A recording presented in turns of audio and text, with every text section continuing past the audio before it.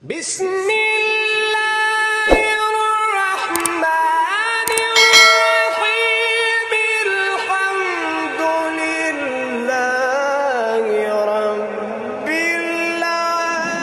an Ibnu Abbas radhiyallahu anhuma qala sami'tu Rasulullah sallallahu alaihi wasallam yaqul khairun nasi wa khairu may yamshi ala wajhil ardi al muallimun.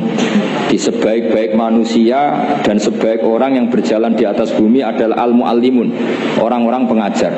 Fa innahum kullama khaluqad dinu jaddadu. Mriki manane khaluqa niku wis napa ringsek napa cara putus napa wis rada amah niku Kak Muhammad jaddadu, ketika agama sudah mulai agak masalah jaddadu, diperbarui. A'tuhum wala tastajiruhum. Kalau kamu sama orang alim enggak apa-apa ngasih hadiah, tapi jangan kamu sewa. Nah, mbok sewa mbok atur dosa tuh, ngatur wong alim itu dosa. Cuma ngembarno ya dosa. Jadi pokoknya a'tuhum wala tastajiruhum. Fa innal muallima idza qala li sabiqul bismillahirrahmanirrahim faqalaha katabawahu bara'atan li sabi wa bara'atan lil muallim wa bara'atan li abawaihi minan nar. Karena seorang guru ketika mengajarkan kepada anak kecil dong lafadzkan bismillahirrahmanirrahim, kemudian anak kecil itu melafadzkan bismillah, maka pengajaran seperti ini membebaskan pengajarnya, anak kecil itu dan orang tuanya semuanya dibebaskan Allah dari api neraka. Kenapa demikian? Karena tadi awal anak kecil tahu kalau hidup itu ada hubungannya dengan Al-Khaliq, dengan Allah adalah dengan ritual-ritual kecil kayak baca bismillah, bahwa di luar kekuatan kita ada kekuatan Al-Khaliq.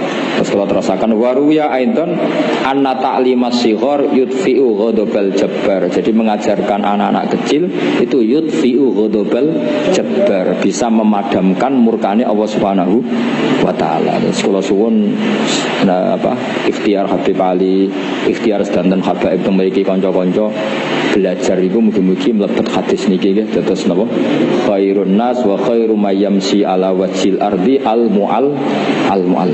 Orang sekarang dalil-dalil wa may yatawallahum minkum fa innahu minhum. Kalau berkawan orang kafir maka dia menjadi kafir. Itu kan fatal. Semua nabi berkawan orang kafir karena dakwahnya memang sama orang kafir.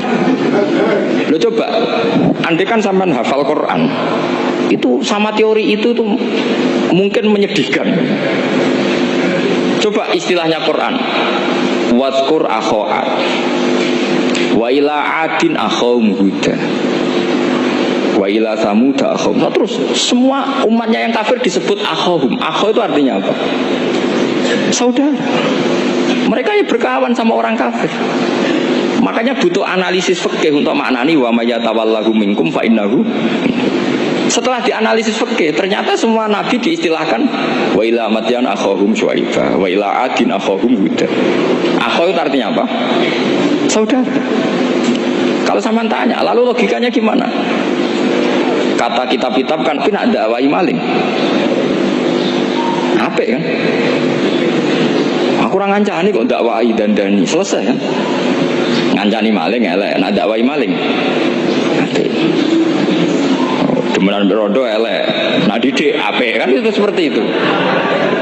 Nah, ini penting kalau aturakan. Nah di sini ini makanya NU itu punya sejarah panjang, banyak wali-wali yang jadab, yang coro zahir itu kancanan fasik-fasik. Orang syariat bingung, ini wali kok berteman orang fasik. Ya kalau kamu bahasakan teman ya masalah, kalau kamu bahasakan ini binaan. Enggak, sama jawab saja. Kalau dibahasakan teman masalah enggak masalah kan, tapi kalau dibahasakan itu binaan selesai kan? Sama, Nabi berkawan orang kafir itu tidak karena berkawan, itu binaan Nabi. Memang Nabi itu jadi Nabi, objeknya adalah mengislamkan orang kafir. Ya berlama-lama Nabi dialek dengan mereka, muasarah sama mereka. Bahkan Nabi diharuskan bersikap baik sama mereka. Itu yang disebut fabima rahmatim minallahi lintalahum walakun tafadzur ghalidhal qalbi lan faddu min hawl. Tapi sekarang itu orang sudah tidak pakai ilmu. Orang-orang radikalisme itu nggak pakai usul fikih. Pokoknya kalau ada ayat terjemahnya gini ya sudah itu jadi madhab. Akhirnya kecelakaan seperti ini. Pokoknya kalau ada ayat faqtulul musyrikin haitsu wajadtumuhum wa khuduhum wahsuruhum wa'udu lahum kullah marsad. Sudah apalnya ayat itu saja. Dia tidak mau ngapalkan misalnya qatilul ladzina yuqatilunakum. Ada ayat lagi wa akhrijuhum ya min haitsu akhrajukum. Sehingga ulama kita membagi kafir itu ada harbi, kita musuhi, ada zimmi, ada muahad, ada mustaman. Itu ulama karena tahu tidak semua orang kafir itu harbi, tidak semuanya dhimmi, tidak semuanya mu'ahad, tidak semuanya mustaman. Kalau harbi oke, kita perang, kalau dhimmi ya kita bina, kalau mu'ahad ya sesuai perjanjian kita, kompensasinya apa, MOU-nya kayak apa. Tapi apalnya mereka ayat satu tema. Nah celakanya kita yang ngaji di pondok-pondok yang katanya spesialis ingin alim tafsir, apalnya ya satu ayat juga. Wah itu kan satu ayat versus satu ayat. Itu ngeri. Makanya kalau sama tanya saya, ini katanya di acara ini sama tanya, gimana caranya jadi ahli tafsir? Saya jawab gampang. Sebenarnya itu apal Quran, apal hadis, terus apal ulumul Quran. Ya misalnya Nadoman ya Faidul Khobir lah. Kalau kitab Nasar ya minimal itu setengah lanya itkon. Kalau nggak lanya-lanya amat ya agak lanya. Karena kitab tafsir itu gampang. Teorinya itu mudah sekali. Misalnya al-ibratu bi umumil lafzi la bi khususis sabab. Itu sama dengan kayak kaidah fikih. Karena kalau kaidah fikih itu saya itu pernah dibisui kiai itu. Ini kisah nyata itu. Dibisui kiai itu. Pas basul masail dulu saya itu masih sering mau basul masail. Tadi pun pensiun pun boten niku pun. Dulu saya dengan Gus Zofur putrane Bamun itu sering makili Pondok Anwar basul masail fikih. Tapi tidak tahu ceritanya Gus Zofur jadi dokter tafsir, saya juga kok ya tahu-tahu menekuni tafsir.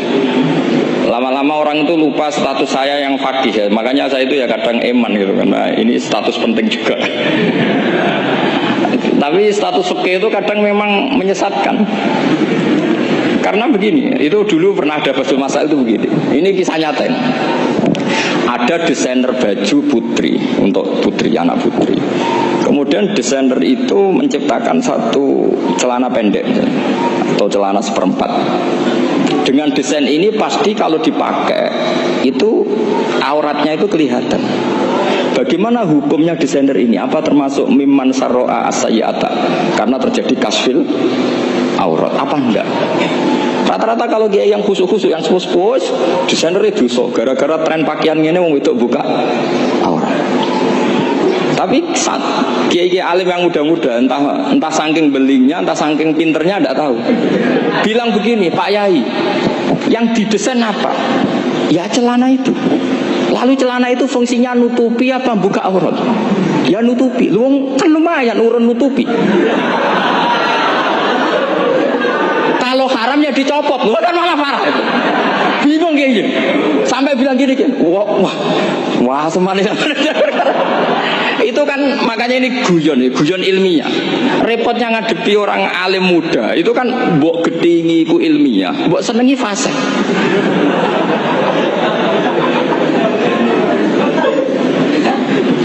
Ketika kiai yang khusyuk tadi tak jana, kalau desainer katok seprapat. Tidak semua orang bisa melihat video ini. Jadi jika kamu melihat video ini adalah hasil tarikan dari energimu.